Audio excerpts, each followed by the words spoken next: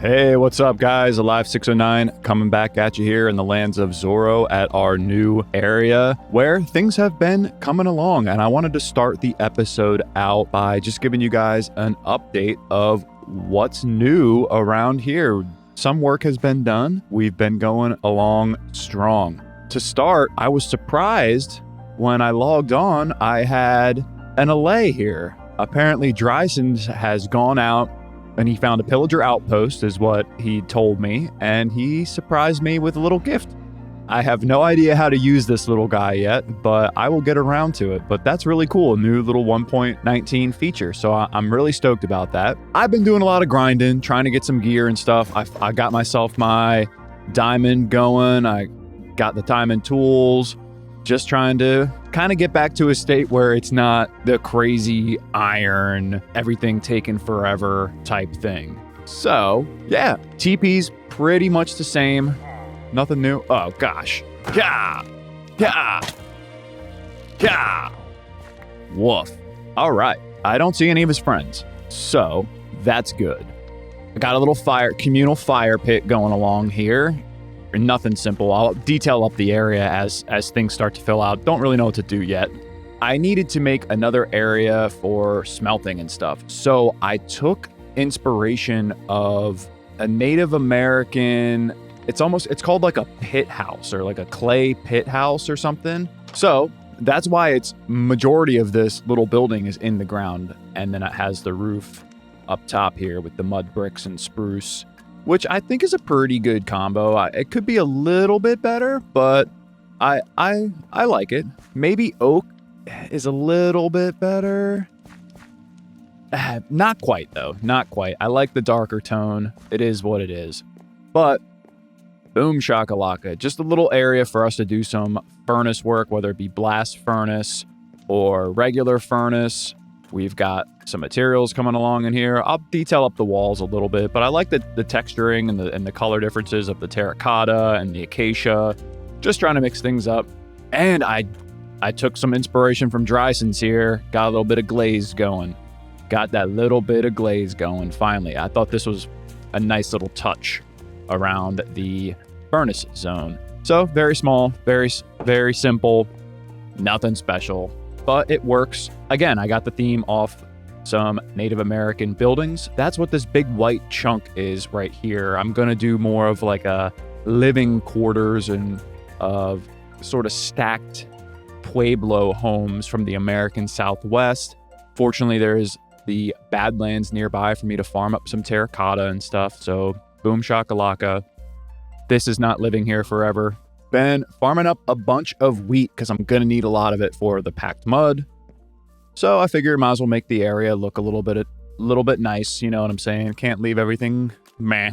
So, carrots, potatoes, boom, storage for all this stuff. Piece of cake. Coming together with the texturing, coming together with the colors. I think it looks pretty good around here. Draesuns has been making lots of good work on his treehouse fortress area. And I'm just going to go in. I'm not going to hide it this time. I think Wilburrr, I don't even know if he's been playing. I haven't seen him online for real, so whatever. We'll see. Whoa! Dude! Oh, that's got to be Wilburrr. That's sneaky. Oh, dude. I haven't seen him online in so long. Oh, I didn't even think he was playing. Ah, well, dang it. Fortunately, I don't have a lot of levels there. I did a lot of enchanting, so dang, dude. Oh, that's gotta be him. Ah, all right, well, I guess it's on. What the heck?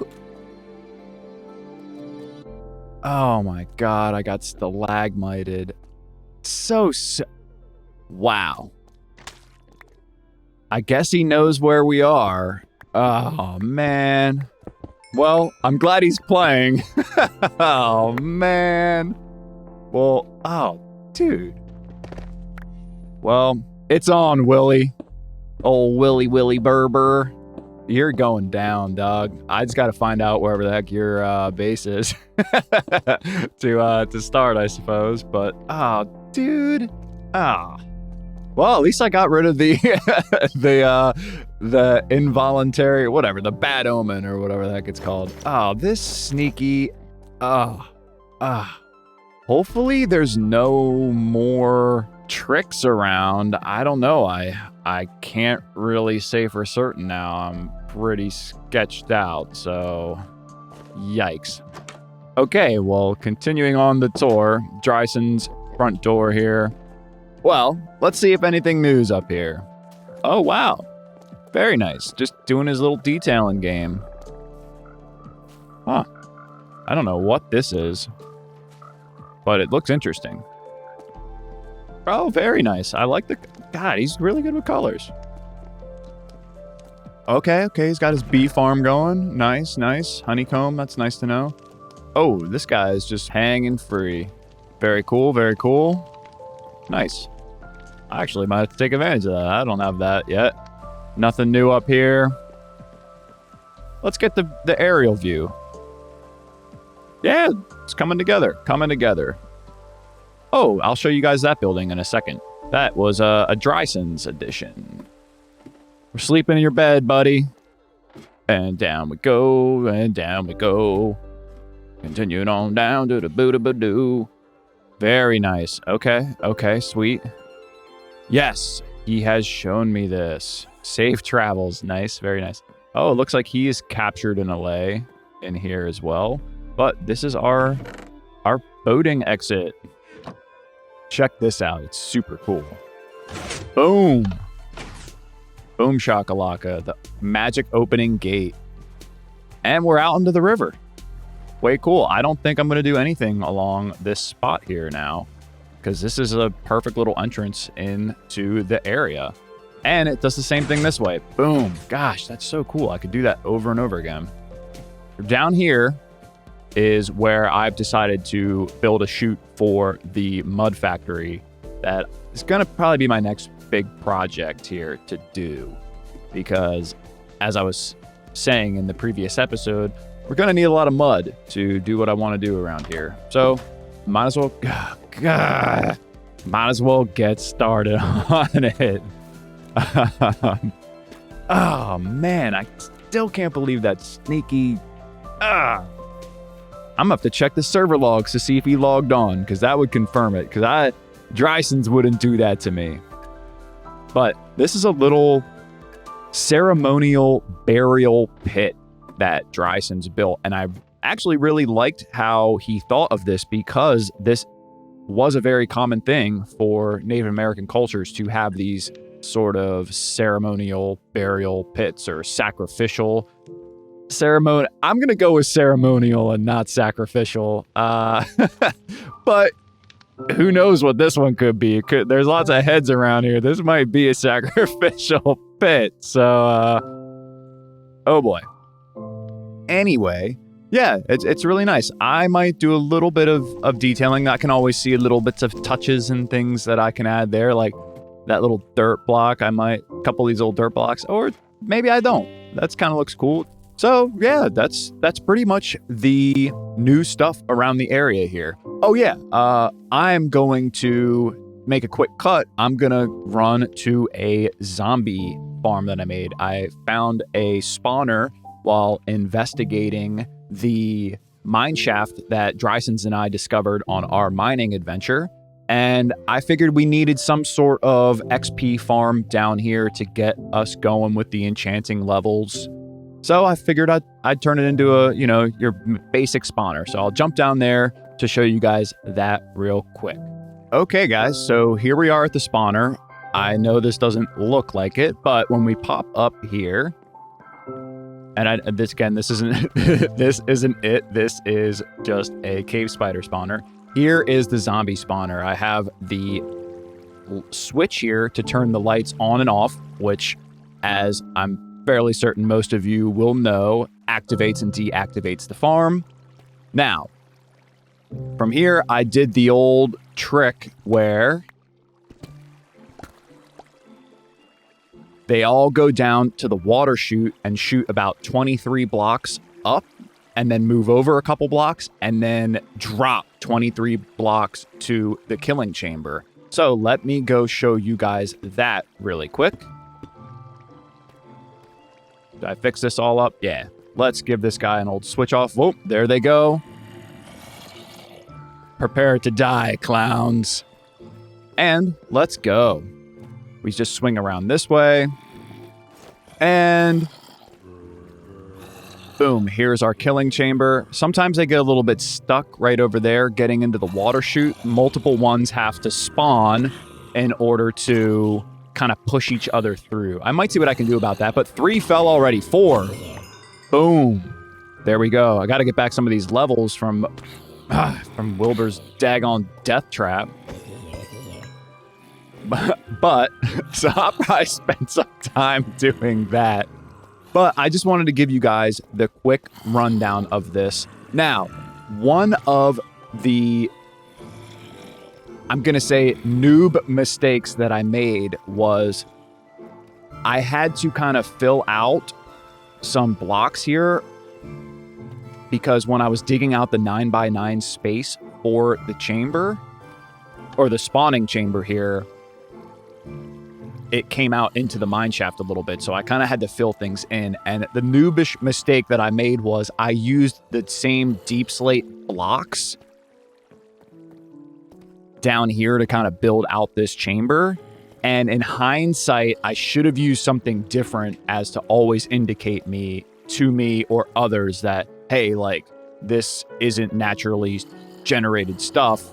Maybe you shouldn't break this and bust this. But that's okay, because in the future, yeah, be quiet. In the future, I would like to build out this killing chamber area into something that looks a little bit more cool and not lame like this. And also I want to bring that switch down into this area so that, you know, maybe right here, right there or whatever, we flick the switch and it, you know, turns the spawning room on and off, as opposed to having to run around to this backside here. Another thing that I'm considering doing, because it's really not that big of a deal, is just getting rid of this spider spawner, because I think one time, believe it or not, I flipped the switch in here and it might have thought this as a spawnable area for the cave spiders, and I think 1 or 2 of them have spawned in there before. And I kind of already know where a couple others are. I actually know where a surface one is out on the Badlands. So that might be kind of cool to build out at some point. But they're all over the place in this cave or mine shaft. So, you know, whatever. We don't need it. But with that, guys, that's all the new updates. I say, let's get on to something new with this episode. I'm going to be honest with you. I don't know what that is yet. But hey, that is what the magic of editing is for. Oh, hey, creepy guy, or whatever the heck's up there. You're going to die. All right, guys, see you in a bit. All right, we're going to try to scare Draesuns. Are we going to get it? Oh, sneaky, sneaky.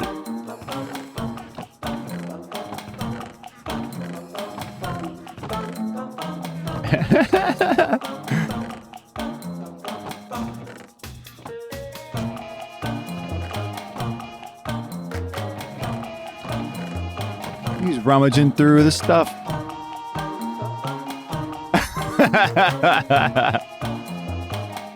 I hope it scared him. All right, guys, I am back, and I'm just going to share some updates of what I've done in the meantime since the last cut. Just a couple little details, as you can see behind me on the teepee. I decided to incorporate a bit of glazed terracotta into the wool on the teepee. I think it adds a very cool mix-up and colorful to what would be the cloth of this teepee. So I was actually really glad that the idea sparked and I came up with it. And it's for real, thanks to Draesuns and his use of the glazed terracotta in the interior of his building. So thanks, Draesuns. Now, in the meantime, I've been working on the pueblos over here that I mentioned. And I don't know why I keep calling them pueblos. That is the name of the Native American tribe that sort of made these buildings famous. I guess you could say famous. But it's just a style of building that the Pueblo Native Americans used in the American Southwest, where they were located. So I'm actually really happy with the shape of this. You come on down this way and boom, it's just boxes off of boxes at random areas and angles for the most part. So different levels. I've got this level of detail with the spruce buttons and the trap doors hanging off. I'm experimenting with how I can break up some of these other flat sides by adding sort of, little window sills here. I'm pretty stoked with this. I do like the texturing a lot with this packed mud, regular terracotta, and this is an acacia stripped log. And I think it looks super good with the regular terracotta and orange terracotta as well. In fact, I think I even replaced it here with instead of the acacia planks that I had in this building a little bit too. Here's tiny little detail with the mod that you can turn things on and off with your item frames. So little cool thing. Oh, Draesuns has joined us. Awesome. Anyway, I'm not entirely done on the inside yet. Just kind of, making the space, really. And I will detail this up in the future as I see fit. And like I said, I'm not quite done with the outside yet, but I'm just wanted to share with you before I finish up this episode and move on with, what's been going on around here. And finally, I have finished the mud farm, essentially. I believe I had pointed out earlier where that was going to be located. And we're going to sliding on down, and we're sliding on down to the mud farm. Boom. Here we go. Now, I got this idea from Pixel Riffs. He did it in his Minecraft Survival Guide series. I don't know, maybe last month sometime. Pretty closer to when 119 dropped. So, if you want the in-depth view of how all that works, I'll put the link to his video in the description here. It's awesome. That whole series is really awesome if you want to learn about some little bits of Minecraft information that is really well explained. He does a great job. I really enjoy his series. Go Pixel Riffs. Anyway, all you do here, it's semi-automatic, is you stand here and boom. It's a little loud, but that's what editing's for. So, boom, there we go. It fills up that row there. Now as I continue to do this, whoops, I put that in the wrong place. I think I went a little bit too fast.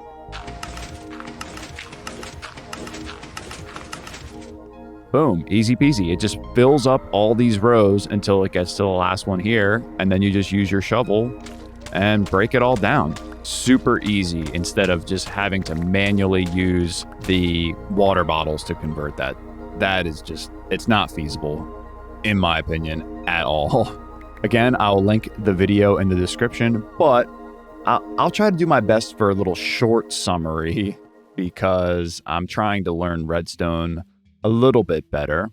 But essentially right here, we have a dispenser with water bottles. And up here, we have a dispenser with a whole bunch of empty glass bottles. But in here, we have water sources. And with all the wiring that goes along, every time you place a block here, it creates a glass bottle, dumps it out into this hopper, which puts it in the dispenser. Again, every time you click here, when a new block arrives, it powers this, turns it into mud, and then drops the empty glass bottle down this way where there is an item filter circuit that, again, Pixel Riffs explains really well in his series. I highly recommend it. I'm going to try to utilize this in some storage sorting at some point in this world. Don't know when that's going to be. You guys know me. I never know anything.